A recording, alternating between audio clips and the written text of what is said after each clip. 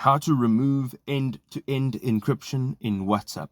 Good day, folks, and welcome to the channel. If you're using WhatsApp Business or you're using just regular WhatsApp, the steps will be exactly the same to remove the end-to-end encryption on your chat messages. So let's go straight in. You're going to jump into your WhatsApp and you're going to go over to the three dots on the top right-hand side. You are going to scroll down and look for settings. Now, once you've tapped on settings, you will find a tab that says chats. Right over here, you can manage everything about your chats. So you're going to go down and you're going to look for chat backup. Now, once you're in chat backup, you will see a very clear end-to-end encrypted backup, and you're going to tap on that. Now, you can see that this is currently off, but if it's on, you're going to see that that off sign is actually on, and that is actually how you turn off the end-to-end encryption on your WhatsApp messages.